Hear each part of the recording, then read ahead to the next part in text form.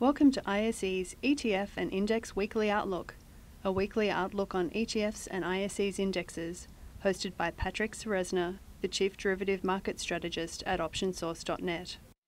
ISE has a portfolio of more than 20 proprietary indexes based on a diverse range of fast-growing industries and emerging markets.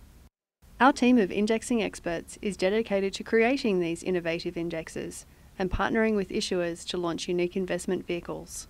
This includes exchange-traded funds, exchange-traded notes, and other structured products.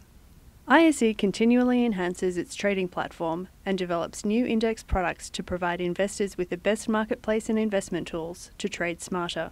Hello and welcome to the ISE ETF and Index Outlook for April 16, 2012. This is Patrick Ceresna.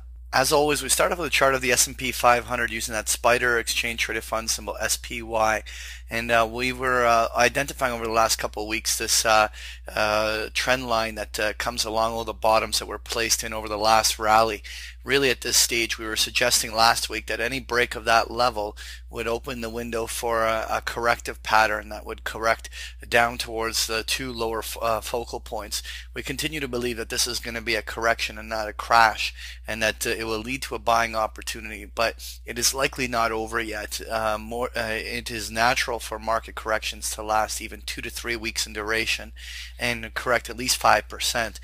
So more than likely, we will probably still see the S&P 500 test that 134, 135 level, or even if it's a very deep correction, go even as low as the 127, 129. But somewhere within that zone is likely where the selling should all stall, and if we see all the selling come to a halt down there, we'll be looking at whether or not new buying opportunities have emerged. Next here, I want to take a look at the ISE Water Index, which is a symbol HHO. The ETF for that trades under the symbol FIW. We have a very interesting scenario where we have almost like a head and shoulder style pattern potentially developing, and really at this stage, that 88 level, sort of where all the lows came in on the two sell-offs in March and April, really do mark the sort of like a neckline point of support. What's more important here is whether or not the rally in this water index is able to push back to its previous highs. If we have any rally attempts here that consistently are failing below this 93 to 95 zone, that really will put further pressure on this index to have one more correction. If we see a break of that 88 level, the likely supports could come in as low as 84 on the downside before the buyers come back and create new support for this index. Next year, I want to take a look at the ISE Cloud Computing Index, which is symbol CPQ. The ETF for that trades under the symbol SKYY. And more or less, we were suggesting that we felt that the high of the Cloud Computing Index a couple weeks ago would come in somewhere within the 2150 to 22 focal point, but could theoretically have a short spurt that could even go as high as 23. But really, this 2150 did actually reverse this on the downside. There is still no change in trend in a sense that we're making higher highs and higher lows, but we are clearly in a corrective phase, and it's being supported by broader market weakness, particularly weakness in the technology sector. It is likely that this could lead to, again, another wave of selling at some point if the whole market goes through that same correction. If that's the case, we could go as low as a 19 and a quarter to 1875 support line down below, but doesn't necessarily even have to go that deep.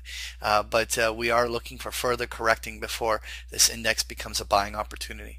Finally, we wanted to look at the ISE Global Engineering and Construction Index, the symbol CVL, a second time. We looked at it last week, identifying that head and shoulders pattern, suggested that a break of that level would open the window for a downwards correction down to retest those zones. And we just wanted to bring it up and look at how the market correction has actually played out. And we now have come into the first support line that we drew in there around that 230 to 235 level. Again, this is quite correlated to the broader indices. So here, any failed rally attempts, particularly anything that fails below 245 where the neckline sort of lays, then there's room for this to sell off one more time, even test as low as 230, and even temporarily break down to, let's say, 225 or 220 before a buying opportunity emerges. That was your ISE ETF and Index Outlook. Thank you for joining me. Thank you for participating in this week's session.